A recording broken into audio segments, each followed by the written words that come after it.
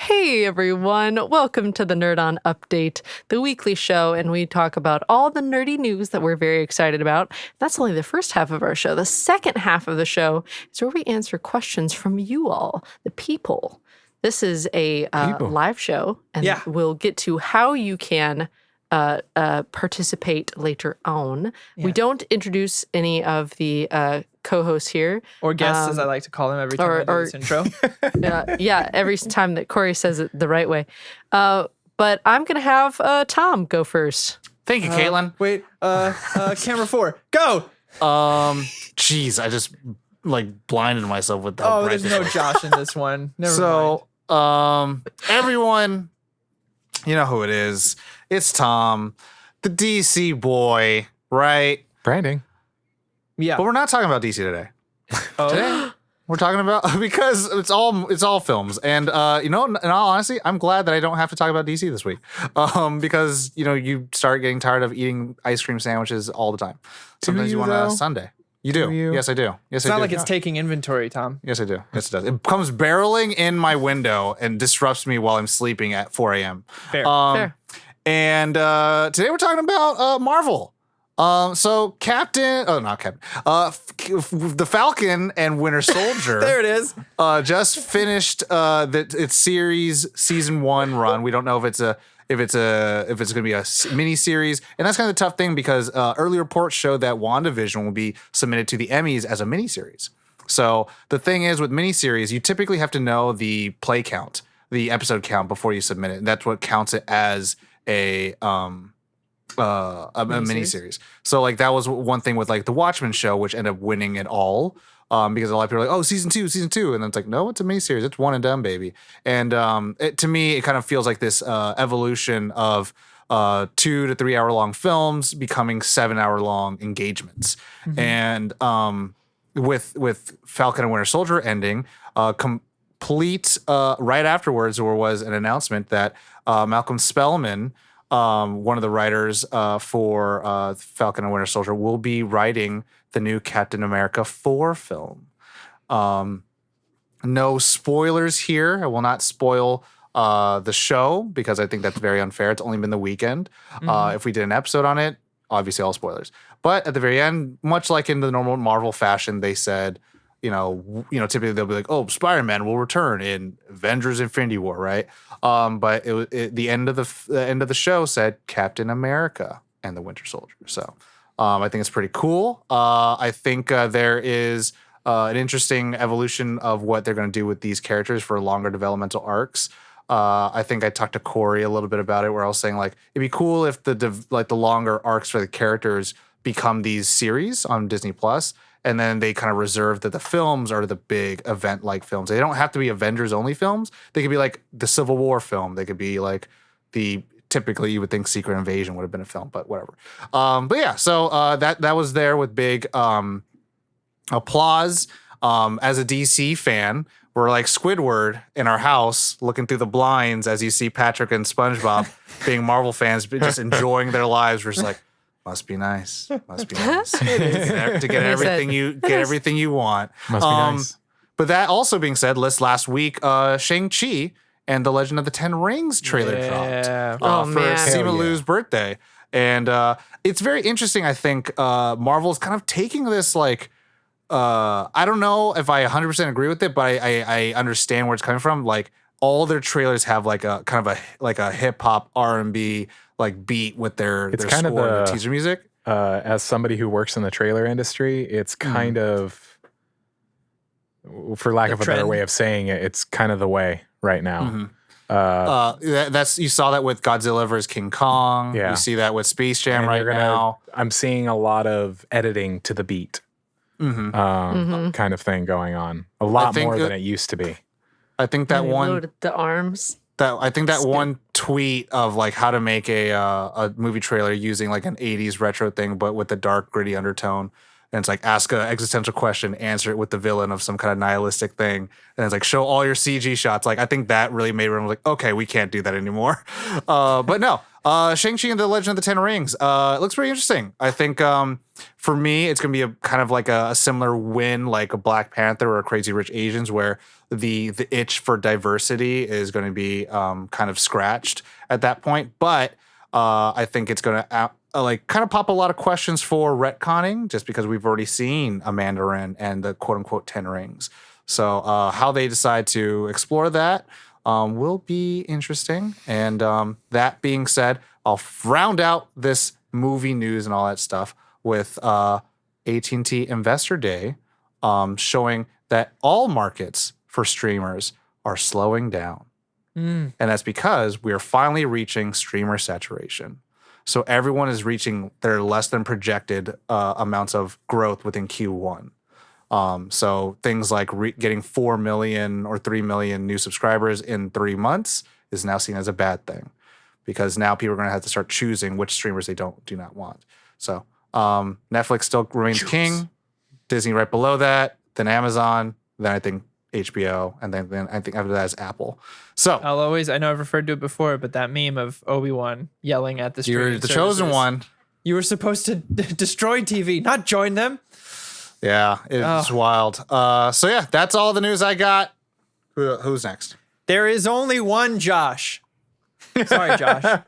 Oh, that's right. Only one remains, the true Josh, or little Josh. Yes, this is true. What started as a joke to Battle of the Joshes out in Nebraska has come to fruition as of yesterday, was it? Yeah. Let me see, the 26th. I think so. Yesterday. It was not long ago. Where over 100 Joshes showed up to battle for the title of the one true Josh. With wet noodles. Little pool noodles, yeah. And 5-year-old Josh was declared the winner by the original little Josh who started the group. That's right.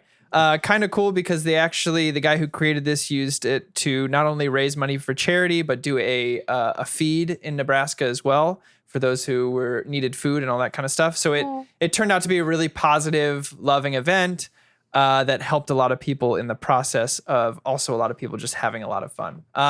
So shout out to little Josh, who was brought there. Technically, he's a junior. He was brought there by his dad, Josh. Senior. Wow. So Second of his name. And I think the little kid was like, I just wanted to fight. Yeah, they're like, hey, they asked him, he's like, how do you feel? And he's like, I want to fight every day. And we're like, all right. What have we done?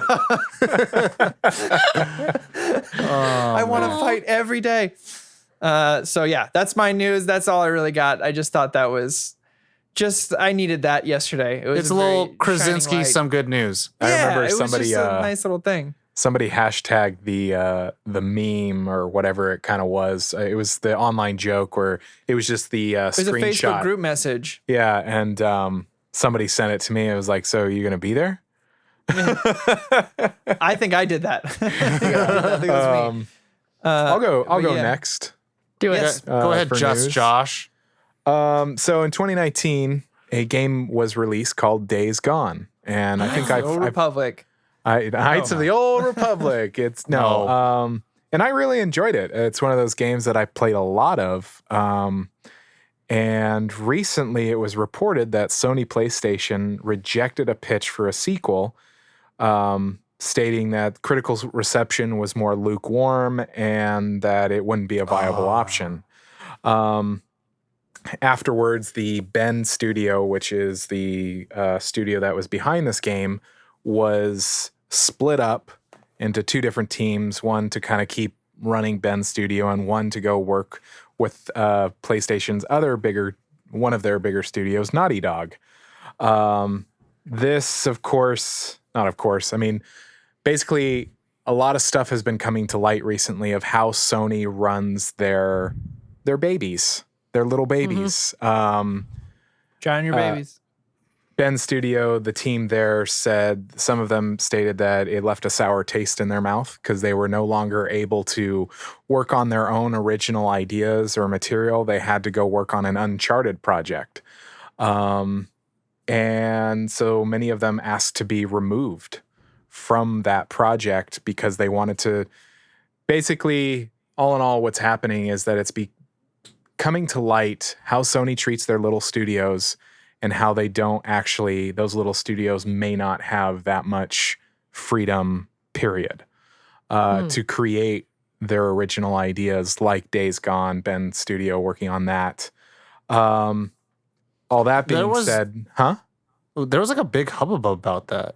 Like, well, I remember, recently, Days Gone was actually added to the PS Plus free to download collection, and the creative director and writer of it was asked, how he felt about it, because what happened was, oftentimes when a game is added to that, it gets all of a sudden this influx, like this influx of like, oh, this game's really good and all that kind of stuff. And the writer and creative director had a hot take when somebody asked, how do you feel about this recent engagement? And he's like, well, because fans are going, oh, why aren't we getting a sequel to this and all that kind of stuff? And he's like, I'm just gonna quote him, and he said, "If you love a game, buy it at fucking full price.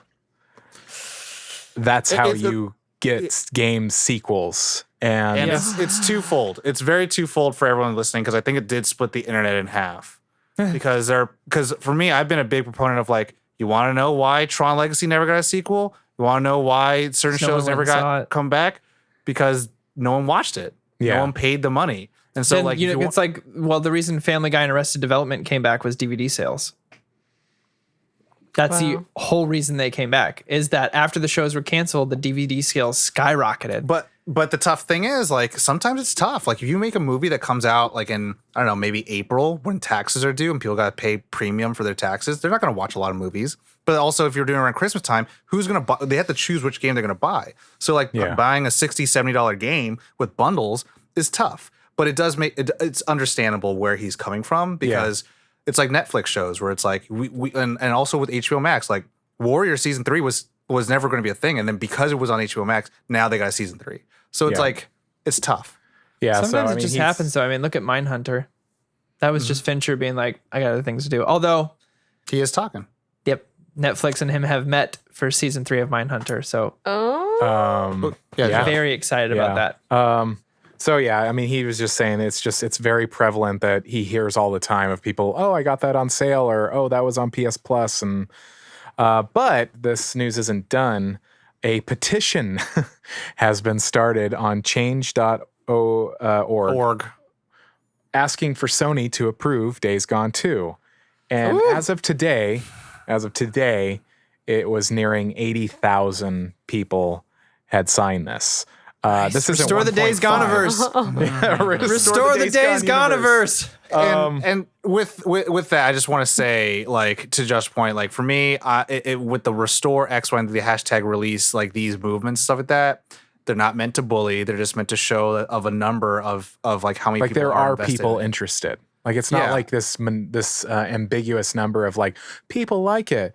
No, well, now we can actually kind of quantify that at least 80,000 people liked it. But yeah, I mean, for me personally, Days Gone was a lot of fun. I said on my stream the other day that I played it, I was like, this is not a Caitlin game. She would hate me. She would hate me with a fiery passion if I made her be like, hey, go do the thing. It's like Days Gone or Hot Rod. Which would you sit through? Very good. Yeah. That is my news. Caitlin, what you got? So voice mod, which I have gotten in a little bit of trouble with. Yeah. With the podcast in the past. Is that why you were but I love asking it me at the very top of the much. show if your audio's fine? Yeah, they started asking me pretty regularly, do you have voice mod on? Because I accidentally recorded a lot of an episode with Like most a of an voice, episode. pretty much all of an episode with a voice mod pack on. Oops.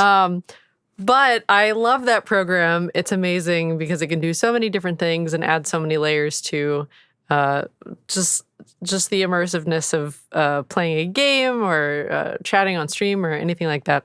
So I got really excited when I saw that voice mod is doing ambient packs now.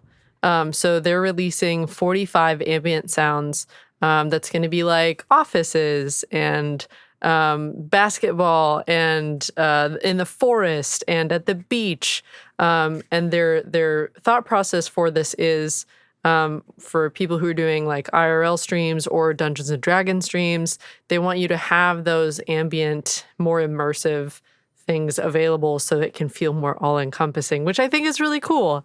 It's not a huge mind-blowing piece of news, but it's just cool that it's going to come out with that. VoiceBot has an update pretty much every single week of something new coming out. So I'm not surprised that they're doing this, but I'm really excited because I really love soundscapes. Josh, the audio engineer, being like, my room tone? Are you guys messing with my room tone? I want to give a shout out to, I don't think he's here right now, but Bamba. Last week, we decided together to put out a tweet tagging Caitlin saying that we had announced a Nerd on Dungeons and Dragons campaign for Monday. And I think a few other people made some tweets as well about like PA season 3 and stuff. And it was just, I was so like tired. I was like, oh, what? Oh, No. they're messing with me. so is that all the news? Yeah. I think so. That was the news. Questiones. Next part of our show is in which we answer questions from you, the people. And if you would like to submit questions, there are so many different ways. You can tune in live to our Twitch stream that we do every Sunday. Every day at 3 p.m. Pacific Standard Time. Or you can send an email at questions@nerdon.tv. You can also go to nerdon.tv/questions. You can also join the Discord, nerdon.tv/Discord. There are channels there to submit questions. And if you are a member of the Nerd On Nation that is powered by Patreon, not only do you get to support us and us upgrading our everything, you also get what we call the Nerd On Nudge, which is your questions are answered first. And you can, in all the hubbub, I didn't put the questions in front of me, but now I have them. You can ask questions like Jeremy M. Jeremy M asks, if your life could be a genre, what would you want it to be? And we're talking about like genre, like a way of storytelling, right? Not like this is the film genre or this is the video game. No, genre. I think they mean like Comedy, drama, horror. What would I want it to be? What would a porno? All right. Sorry. Okay. I get that it's been the Sahara with 2020 for you, Tom. Yeah. But just get like one drink of water and calm down. I'm just saying it's. I thought that was a kind of funny joke. I'm sorry. We should have guessed that Tom was going to go for the answer that might be. Yeah. That So precisely. indie comedy. Okay. I think that'd be my favorite one. It's a little more relaxed than a full comedy. But still feel goody. You can still have, the Scrubs treatment. You can still have real feelings. You can still have heightened things, but you always walk away with some sort of like, all right. Doesn't always go the way you planned, but it's okay. I'd probably that go would for be dark my answer. comedy. Okay. Caitlin's Respect. thinking. I just feel like Here we go. it'd be the type, where, maybe in the vein of dark comedy, where I'm like the Living with Lovecraft shorts. Like my roommates are like these horrific beings, and I'm just doing my thing. You're like, could you not eat? Starving. It had my note. It had my name on it in the fridge. So, Cthulhu, Yeah. if you could chill on the pasta. I thought that was communal. Well, it had my name on it. So, Yeah. And I'm like the starving artist type that, I put up with it because like the rent's just too cheap for me to not sure. live there. And there's like watch those shorts. I love those shorts so much. There's like I thought of one for you. I was going to see if you're going to say it, but you ever see Bee and Puppy Cat? yeah. Oh my God. That would also be a great one for me. Yeah. That sounds about That's one of my accurate. favorite miniseries. We should do an episode on that, first of all. Or Adventure Time. Ooh, Adventure Time. So animated. That's the type But of Bee and Puppy Cat just genre I reminded would me live of in. you for some reason. Yeah, Bee and Puppy Cat's pretty Like when she opens the umbrella into his crotch. She's like, "Oh my god!" And she shuts the door in his face, and I don't know.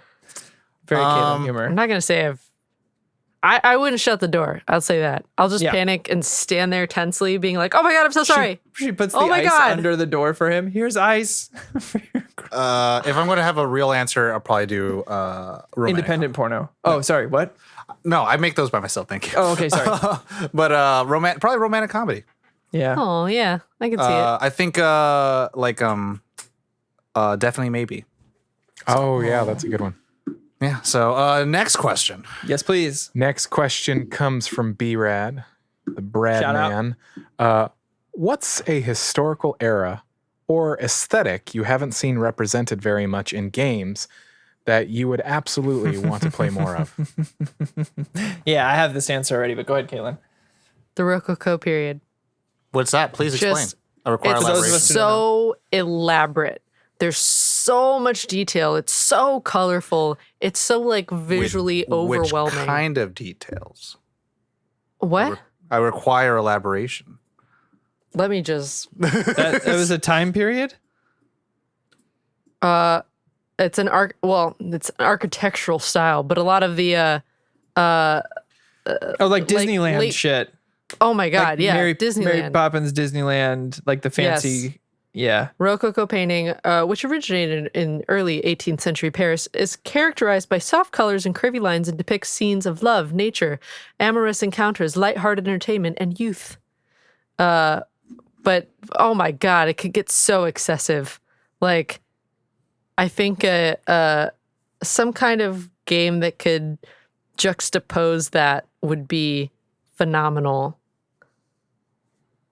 I don't have a theme for it yet, but I would love to see that in a game. I think all of the Assassin's Creed games are mostly that time period, 18th century time period. They don't have the like floofy softness of it though. Unity they do because it's all in France. But that's one. France. But that's not. That's France. also like I'm also just not a fan of sneak games. Sure. But yeah, something along them lines. In games, for me, I have an entire binder and outline of this game. I've talked about it on our updates and extras, but it's the same time period as Gangs of New York, the 5 points in New York. I want an open world Grand Theft Auto style, Red Dead Redemption style game in Gangs of New York time periods. And you can join any gang you want, changes your storyline depending on how which gang you join, the Dead Rabbits or the Bowery Boys or anything like that. I think it'd be a lot of fun. Josh? I mean, a time in history that I haven't. Or an aesthetic? I mean, a time in. I mean, my answer is closely related to Corey's kind of, but mine is Civil War era America. I've just always been really interested in that, but in terms of being in games, like. I personally haven't played a lot of games. I know Red Dead is kind of around that ish after that time. But I think specifically Civil War era America would be interesting. You should play Assassin's Creed 3. Yeah. It takes place. What is that? The Revolutionary War, actually. That's the wrong war. My bad. Assassin's Creed, aka the timeline game. Yeah. But if you want to take place the Revolutionary War, Assassin's Creed 3 is the way to go. I don't know any Civil War games. Yeah. It's a good one. 1860 to 1865, I believe is the. But just to have that, I don't know. I've always been really interested in that time period in America. It used to be something that I knew a lot about. Anyway, Tom? I know it might seem that it's saturated, but I think it's only because there was a big AAA controversy because of it. But I really like the futuristic era. I think Cyberpunk 2077 was definitely like the big that everyone's like, oh, where we have it. But I'm thinking like Mega Man, Battle Network, which kind of to Caitlin's point, it's very cute. It's very cute. You got these little baby sprite people. You got a diagonal edge. But anyways, like it's futuristic. So like computers talk to you, and like everyone's got a little talky personality thing, and like it's very just kind of happy. Like I really like futuristic things. I think we've seen a lot of like the doom and gloom and like the excess and the vice. But I'm like, what about a futuristic thing that's kind of family friendly? I don't think we've had enough of those yet. Because I think a lot of people think technology and cyberpunk and sexy, but like I was like, these are like rounded edges. People look like fucking like balloons, and I'm like, I don't know. Blade Runner game would be really cool where you're a hunter and looking for replicants. And I get it, but answering the question of what do you feel has not been represented that well. Yeah. So I'm like, there's only one franchise that has it where like I feel like there's been a lot of like medieval. There's been a lot of ancient, sand and sandals. It's like okay, Actually, Yeah. I kind of want to change my answer to like old world Korea. yeah.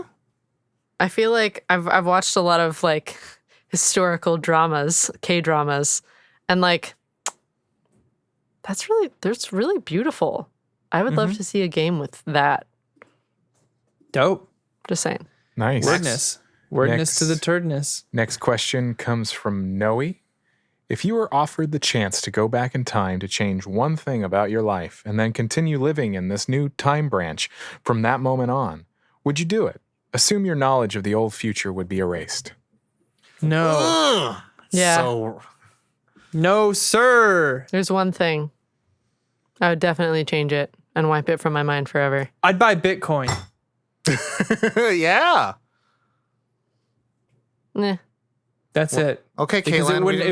it wouldn't affect who I'm with or anything now, but I'd buy Bitcoin. What's yours, Caitlin? No, I actually can't say it. But Cool. it's talk. more of there is a thing that I would change in my life. It's All a right. personal thing. That's why. So the answer is yes, but I cannot share that publicly. Nah, Caitlin. Just half see? share. Doesn't Sorry. feel good. Don't do that. I'm Josh? sorry. I mean, I'm a pretty firm believer that I wouldn't be where I am if a single thing changed in my past. Like No regrets. no regrets. I mean, in my current timeline, like I honestly like if something changed. I've been through some traumatic shit in my life, and if I change that, I I'm one of literally those would things. not be where I am. I wouldn't be married to Bonnie. I wouldn't even live in Los Angeles. Like there are certain things that if I were to have changed them, I definitely wouldn't be where I am. And so I'd want to change after those things happened. So I think around 2011-ish, I made this like decision to drop my agents and I'm not going to be an actor anymore. Oops. Yeah, well, I mean, that's one thing that I'd be like, Maybe. but again, I wouldn't be the person that I am. I wouldn't have the knowledge that I have of myself if I changed it. Like, Sure. I have a You really might have hard different time set with- of knowledge. I'd have a different set of knowledge, but I'm Good, really. fam.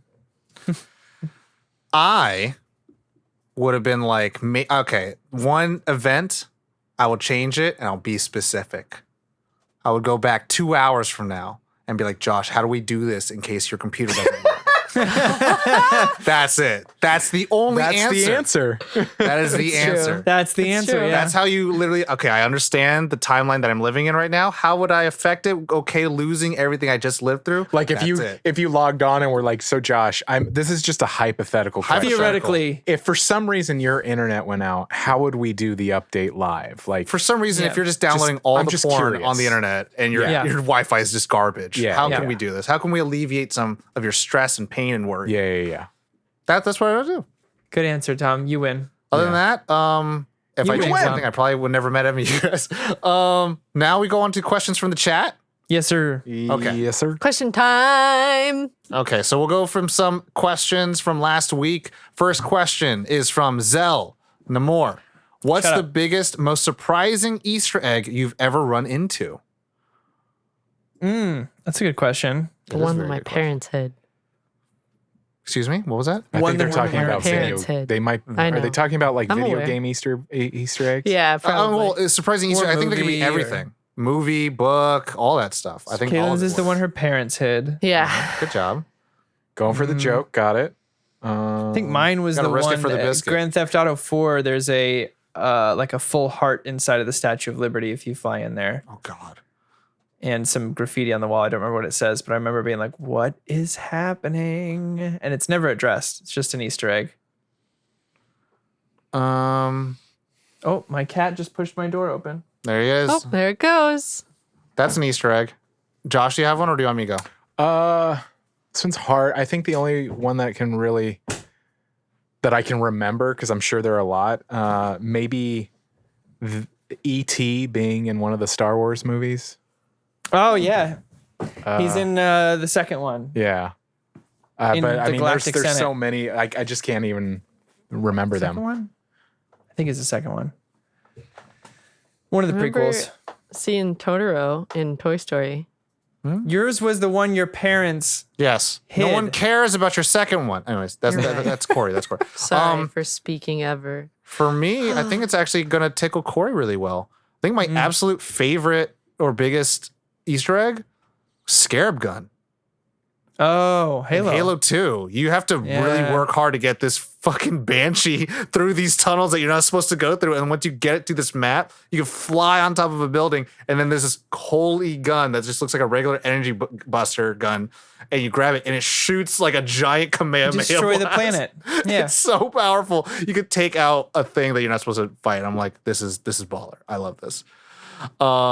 Next question. Yeah. From Dougler, what's your favorite easy to make food? Bonus points if it's a comfort food. Oh, grilled cheese tomato soup. Damn it. Yes. Anytime I'm easy. sick, anytime I'm feeling super sad, I'm just like, And grilled I'm cheese really tomato good soup. at it too. Like Bonnie's like, how do you make this so good? Yeah. Like, It's the first thing I ever learned how to cook from my mom. And so I have Hell two yeah. ways of doing it. You do the artisan, like fancy cheeses and shit with like some pepper jelly if you want and tomato soup. Or if you want the real comfort one, you buy fucking home pride wheat bread, which is like probably super processed Sourdough wheat bread, and man. craft singles and a tomato soup. I like my favorite tomato soup is the one with red peppers from Trader Joe's. oh, that's so the good. one. It's the only tomato soup that I like. Yeah. But yeah, easy. sourdough Easy, bread, because easy. my Greg, my stepdad, shout out, always bought sourdough bread, and it just kind of, I know sourdough bread for some people is kind of like a taster's choice No, kind of thing. That's like, the artisan one I go with. When I do the jelly and everything, it's sourdough. yeah. For sure. And Bonnie doesn't even like it, but I made it for her, and she was like, "All right, I change. This is great. This is amazing." yeah. Caitlin or me? You go. You know she's gonna say you go. I know. I just want to give her the option. I don't I want to just appreciate it. assume that she, I think for me, my favorite easy to make food is probably egg fried rice. I think that's a really easy to make thing.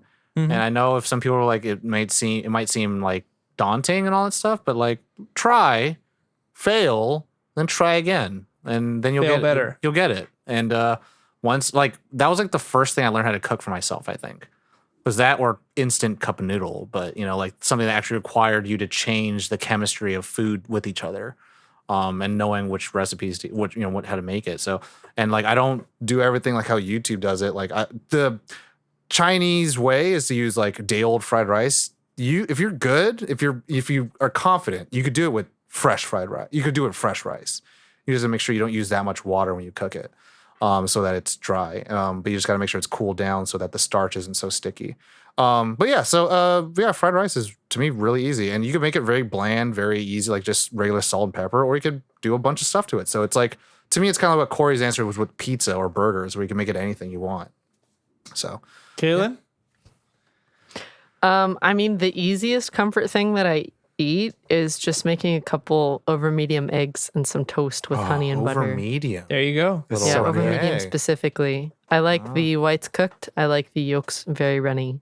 Yeah, that's good for So sandwiches. good. I don't like it in sandwiches. That's good for I hate burgers. it when it runs out of the sides. burger. It's like you want them runny burgers. but not messy. Yeah, I want them runny. I'm the type of person that will like with a fork surgically open the top to like flip off the lid and dip my toast inside like it's a little bowl. And then once I have gotten most of the liquid out, I will again surgically with my fork pull the yolk away from the white part that's cooked and then eat that separately. Little It's like eggy Dana- bowl. And then I'll eats- eat the Dana eats White Kit part. Kats layer by layer. Yeah. That's like wow. Y'all, I don't understand, y'all. that's I like don't that's like egg slut. Is it? Yeah, they have like little egg cups, and then you get to eat it with the bread. Oh, It's called the slut. Yeah. It's delicious. It's mashed potatoes and poached eggs in a mason jar with chives and sour cream. Next question will be from Nate Hawk, 1989. And this comes from the right. chat from today. Oh. Do petitions even work? I'm genuinely curious. I don't know if this was a true question, but it was a question. I said, if you put a question in, we're answering it. So you got to be careful what you ask. Wow. So Oh. Tell them about to pop off. I mean, I think someone before Gen- was like, oh, that wasn't a serious question. I'm like, well, you asked. General Gigrax It's too said it late. pretty perfectly. I don't know how to prove on this, but petition itself doesn't really do much, but it shows that the public interest is there.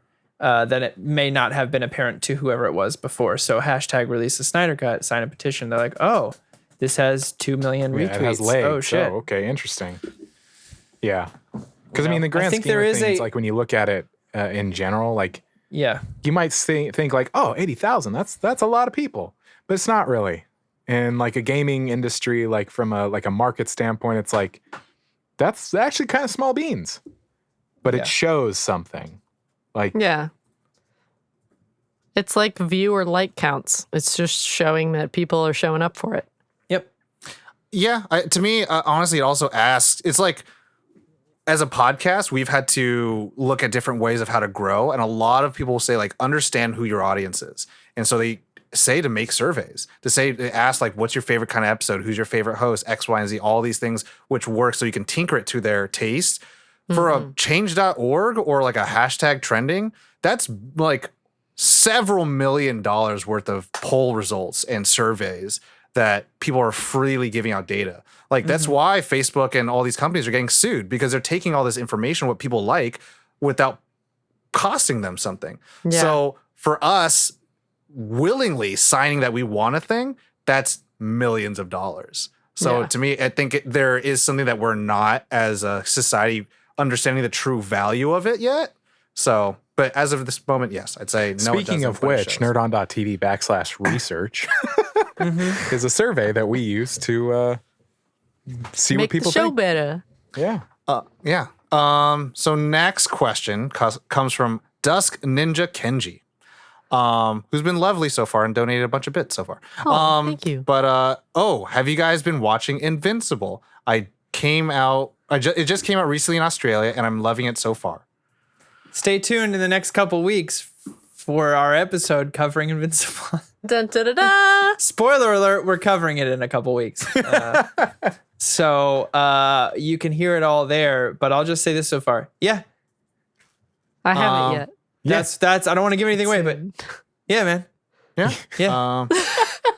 I like That's that. the I best like that. answer. Yeah. I haven't try- seen any of it yet, so it'll be new for me whenever we do that episode. I'm Fresh here. eyes. I'm here for the Steve Unisons. Yeah. So The Unisons. The cast is phenomenal. if he The doesn't get universe. right now, as we're recording, the Academy Awards are going on. If he doesn't win, I'm a riot. Him, Okay. Daniel Kaluuya. That's all I want. I'm out. I can see it. General G says, "Don't vote Corey as a grump. It's a trap." You'd be surprised how well you've done over the last couple weeks. So one more, or How much time we have left? I'd say we've one been more. up for 42 minutes. So All right. One more. This comes from Shadow Kitten 00. Nerd Shadow. Okay. Nerd Han, what was the nicest gift that you got that you're comfortable sharing about? Nicest. My camera. Yeah. Aw. That was A lot nice of gift. people, including all the people here, pulled together to get this camera here. My wife, Dana, shout out, did a lot of work corralling some people. I wanted this camera for almost 2 years at the point that I finally got it. I had done this research over the last year before that, and she would come home from work or wherever she was, and she would find me watching more videos on how to use the camera, its low light capabilities, what it can do, the attachments, the accessories, all that kind of stuff. So Blackmagic Pocket 4K. That's the one. That's the nicest gift I've gotten. Now that's what we have. And my surprise 30th. That was probably one of the best. Oh yeah, that was a That lot was of a lot fun. of fun. Yeah. Kaylin, Josh. Okay, then. Okay, mine is actually right here. I have been blessed by a lot of people in my life, but nothing caught me so off guard as my Let's Go Eevee Switch. My bud Luke from Indiana. I had been whining about it on the show for a long time, and he'd been listening for a long time. And for my birthday last year, he sent me a package, and I opened it, and I fell on the floor because I remember you I was texted not us prepared. right after and like, what? It's like, oh my god, oh You're my like, god, am dead. oh my god, Am dead. I've died. I don't know what's going on. But yeah, I actually keep it nearby because they have this little happy face, and I feel like that's like whenever I'm in like a sad mood, I'll look at the thing and be like, I got people, because he also sent a very sweet card that was like, I don't get to see you a lot, but know that, you know, there are people always in the wings rooting for you kind of thing. And I was like, oh, Baby, that was a I baby. can take you a kiss from a rose on the grave. well, it's ruined now. So You remain. anyway, next one. Josh or me?